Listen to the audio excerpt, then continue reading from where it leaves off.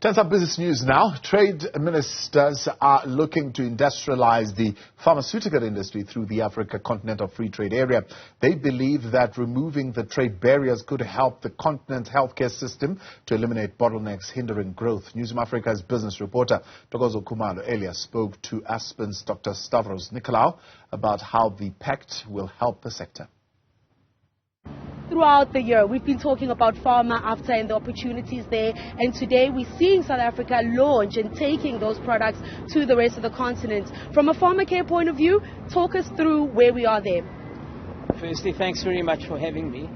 Today is a highly symbolic day because firstly, Africa has the most disproportionate disease burden of any continent in the world.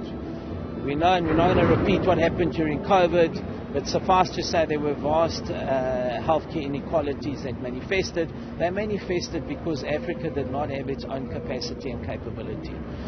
What does Africa need to do? Africa needs to start consolidating and aggregating its volumes.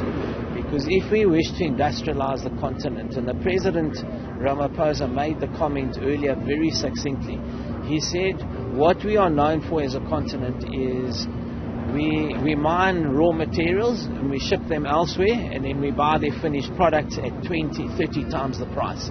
Okay. So this African Continental Free Trade Agreement development today is a first initial step that aims to start aggregating volumes on the continent. That's what it does first and foremost. And if you wish to industrialize any country or any sector like pharma, you need to have aggregated volumes. If you've got aggregated volumes, you can start pooled procurement on the continent. So the continent starts buying from itself instead of importing most of its medicines.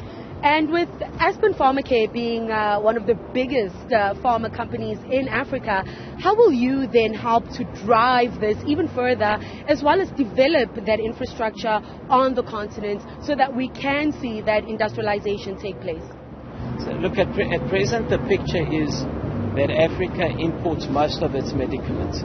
That includes vaccines, it includes all forms of tablets, capsules, creams, ointments, etc.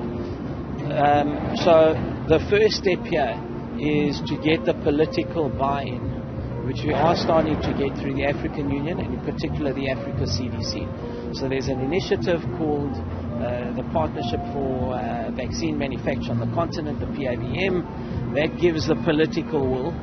Now the Africa Free Trade Continental Agreement is an operational tool to start operationalizing it. We've got to bring the two together.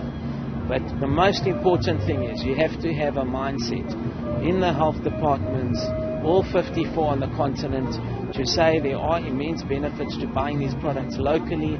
We should look first on our continent to meet our needs and only import if we need to. And that's the mindset that we've got to change. And today, again, is a very important step in achieving that. Of course, there are various targets that get set through the Free Trade Agreement.